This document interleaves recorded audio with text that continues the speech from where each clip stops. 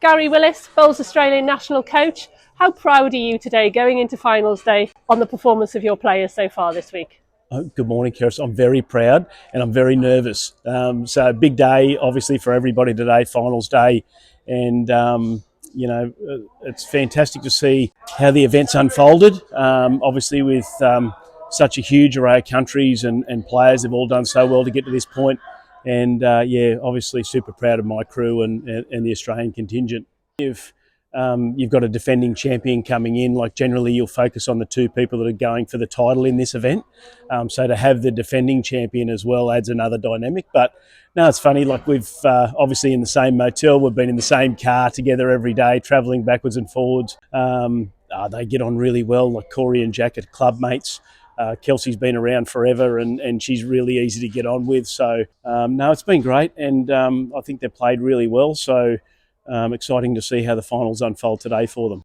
And as a proud Australian, host of this event, what's impressed you? I just think like the sheer volume of volunteers, I think, has been the biggest standout for me. How much the club has actually put into this event. They've bent over backwards to make sure that there's no stone unturned. And I mean, even little things like I think Matt Flapper's wife Linda went out and bought some blankets for the crowd the other night. Like just little things like that go a long way. And I think the volunteers have made this event. The club has put so much into it, and it's played out in such a fantastic event. So I just think, as a player myself, 20 odd years ago, coming through that international scene, is how much countries and how good they've become. So I think over that period of time, there's no guarantees that you're going to win a game. You're going to have to be on your best form on the day to win. There's no easy games anymore. So they've all been extremely well coached in their own environments. There's a lot more knowledge out there for them to train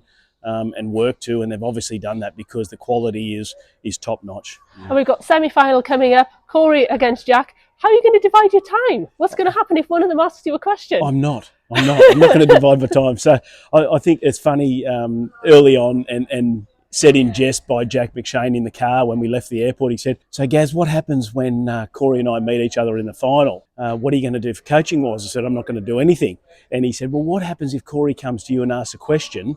Can I then come to you and ask you what he asked you?" So it was pretty good actually.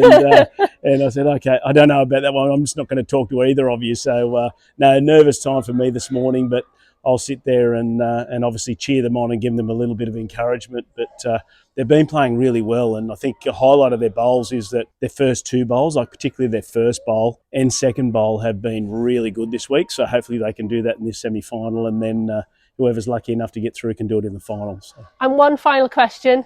It's the question everyone's asking around the bowls circuit. When is Bowls Australia announcing their 2026 Commonwealth Games squad? Next week, the 19th of May, so it'll be out. So that will be a huge relief for everybody, so we can finally get on with it and get ready for the Com Games. So 19th of May, it'll be announced up there at Tweed Heads on the Gold Coast. So it should be a fantastic a day for everybody.